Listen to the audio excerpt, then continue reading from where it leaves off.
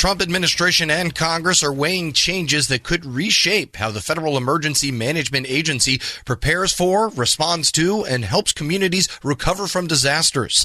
There are quite a few reforms on the table. To help understand them, the Environmental and Energy Study Institute is hosting a Rapid Readout this week to unpack it all. For more info, Federal News Network's Jared Serbu spoke with Daniel Bresette, who is president of the EESI. We will be hosting an online briefing called a Rapid Readout on Thursday afternoon. It's called The Future of FEMA. We're going to have an expert named Joel Scotta from the Natural Resources Defense Council join us for about 30 minutes or so to go over the basics of a FEMA reform effort that's taking shape in Congress, talking a little bit about where the agency is. It's been in the headlines quite a bit this year so far. And do that in a way that, is oriented toward helping policymakers and congressional staff in particular sort of catch up on developments of late and do so in a pretty quick way. What are some of those biggest questions that you see cropping up from lawmakers and their staffs in this specific FEMA and emergency management space? So I think there's a general understanding and recognition on Capitol Hill on a bipartisan basis that disasters strike where disasters strike. Disasters don't respect political borders, and whether it's flooding or hurricanes or wildfires or other types of disasters, the capacity that communities and states need to prepare for and recover from those disasters is simply too great without a strong federal role, a federal agency. FEMA's been in the news, like I said, quite a lot this year. Earlier this year, there were some unfortunate news cycles about potentially eliminating the agency.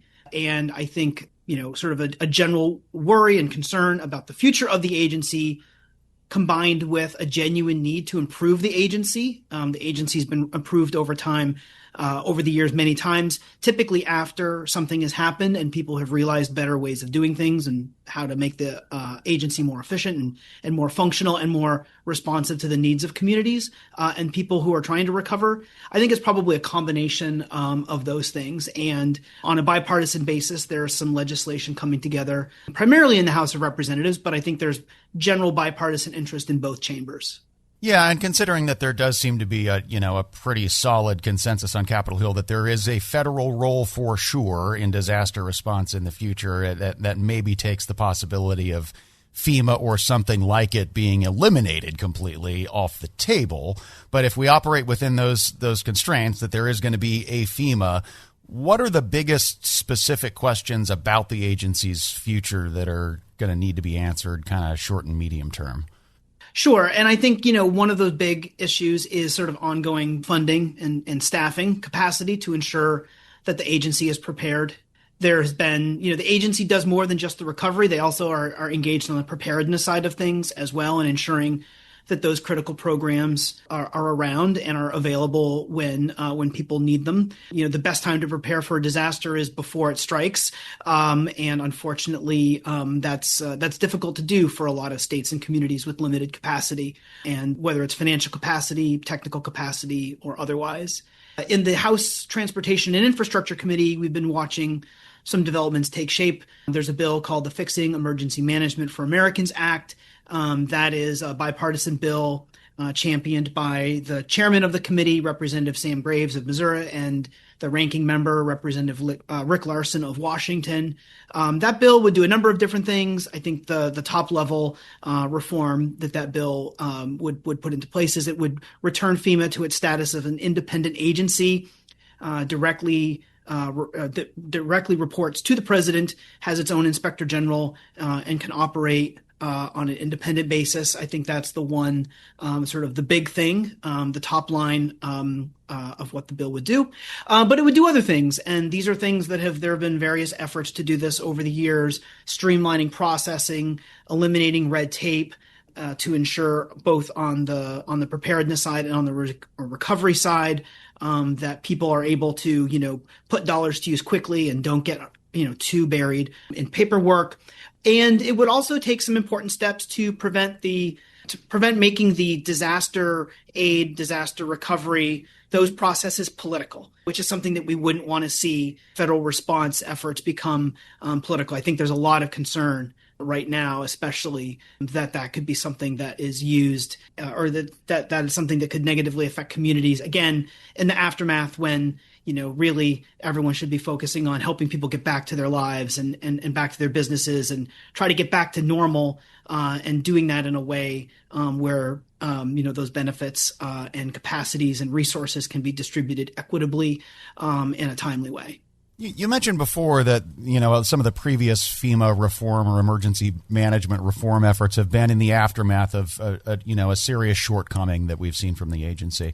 Unless I'm not thinking of something, we don't really have anything in the recent past that's like a Katrina style or scale failure. So given that, is there a consensus on the Hill about what needs to be changed within FEMA, or what the general dissatisfaction with the current state of FEMA is? Is it largely just a matter of go faster? Yeah, I think it's largely an effort to, streamline the agency to ensure that, people are getting those resources as quickly as possible in a timely way, after disaster strikes, and ensure that there are resources available before disaster strikes. I think you're right. Katrina, Hurricane Sandy, September 11th, in the aftermath of some of those disasters, that's when a lot of the previous efforts to reform FEMA have taken place.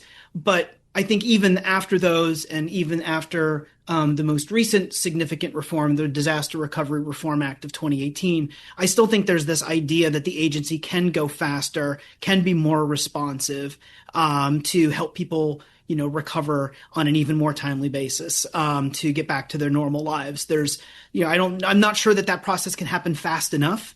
And I'm pleased that there seems to be some interest in keeping at that, doing their best to make the agency as responsive as possible. But yeah, I think it's probably, like you said, it's not because we're, in the aftermath of a Hurricane Katrina once again, but, given potential uncertainty for the future of the agency, I'm pleased that, on a bipartisan basis, members of Congress are coming together to take a close look at the agency, talk to stakeholders, understand how the agency could be more responsive, and then hopefully do something about it. And I should ask before we let you go here, does EESI take any particular views on, the direction that reform should take here, or do you see yourself largely playing more of a convening role here for this conversation?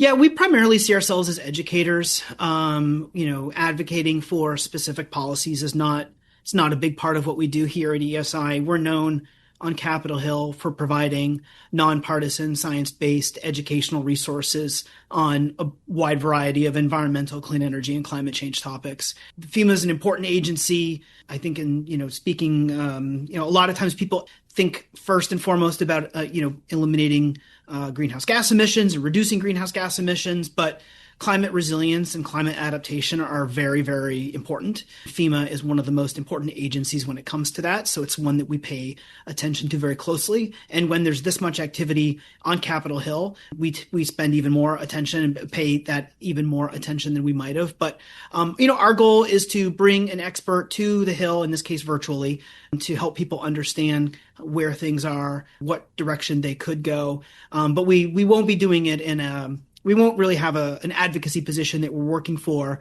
other than a recognition that this is a really important agency, even though it could be improved, a really important agency that helps people when they need it most.